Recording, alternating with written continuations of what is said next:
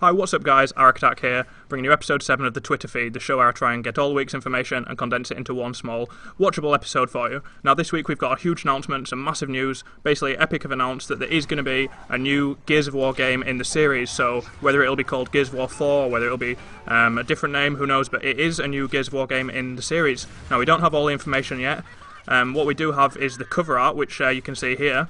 So you can speculate on that if you want. You can go back and pause it and see if you can figure out who that is, and post your theories down below. But basically, yeah, we will find out more about it when they when Epic have their panel at E3 on Monday. So I'll make sure I find out about that. The links to where you can watch that live are down below if you want to find out about it. Otherwise, I'll of course make a video about the information as it comes out. But it will be for the Xbox 360, and now obviously there are a lot of theories flying around about whether it's going to be a prequel or a sequel, although Cliffy B did previously say that they are done with the story of Delta Squad, so I definitely don't think it's going to be a story surrounding Delta Squad, but that's not to say that it can have some of the familiar characters in it. After all, Cole and Bird were in Alpha Squad before they merged with Delta. And you know, it could be about Adam Fenix when he goes to Azura. I don't know. It could potentially be about anything. But you know, your guess is as good as mine. So if you've got a theory, then post it down below and you know, see if you're right in the end when it comes out and we find out on Monday.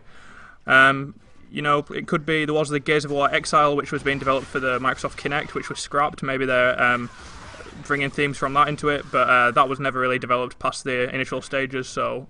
Yeah, not sure really, but hopefully it's good in the storyline wise, and also hopefully the multiplayer is hopefully they take the things that were good about the Gears 3 and take on board some of the criticisms from the competitive community and the casual community and make it a good experience. If you look at Arctic's Twitter, he's got some suggestions for the improvements which I think are pretty good, and I agree with them mostly myself. You know, improved matchmaking, playlists featuring a heavy emphasis on the stranded playlist, because Epic statistics themselves said that 90% of people plus actually play solo anyway, so that's, you know, to counter the frustration of people running into stacked teams all the time.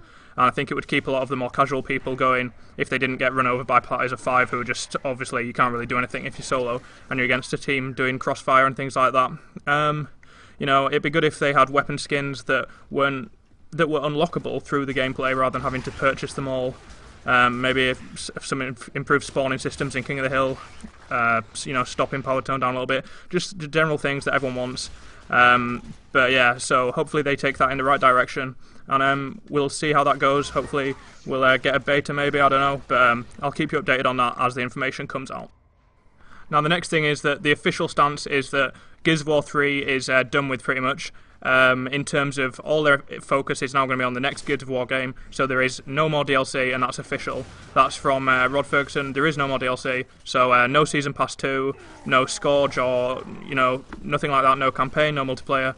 So I don't know if they might still do a few tweaks here and there to the balance, but probably not. But yeah, there is no more DLC, so nothing like that. But the things that Cliffy was talking about at PAX East, maybe they will incorporate that into the new Gears, so don't worry about that. Like what he was saying about one of the underdeveloped characters having their new storyline in upcoming DLC. Well, obviously there won't be any DLC for this game, but that could be well part of the storyline of the new Gears 4, so I wouldn't worry about that. And also, he reassured us that we're still having Gears weekends every weekend, and there are community events and playlists, so there's lots of fun still to come, and Gears of War will still be supported in terms of that way, and the servers aren't going off or anything like that. But yeah, there are basically no more official DLC or weapon skin packs or anything like that.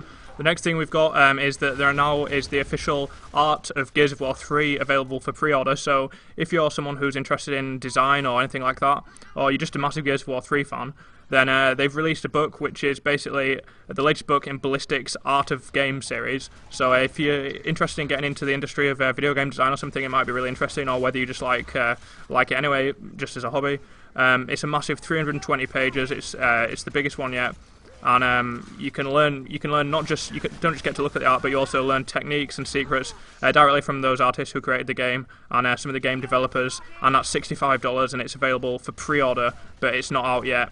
It'll start shipping in the last week of June.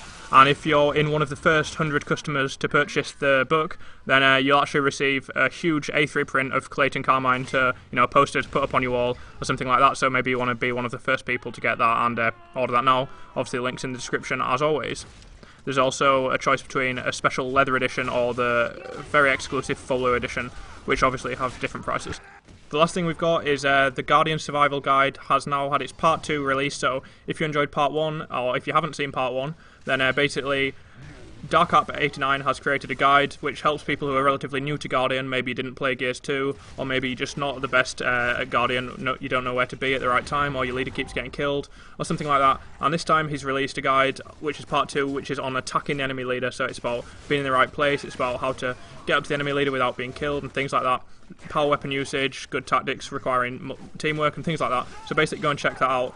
And check out Part 1 as well, which is more about defending the leader. And if you read both of those, then you might start having a lot more success in Guardian because they're very well written guides, and the link to that is down below in the description. But obviously the main news for this week is that Gears of War 4 has been announced, and we're going to find out all about it at E3 on Monday, and I'll be sure to watch that, and I'll make a video about it straight away as soon as I find out things, because obviously we want to know all about the new game that we're all going to be playing.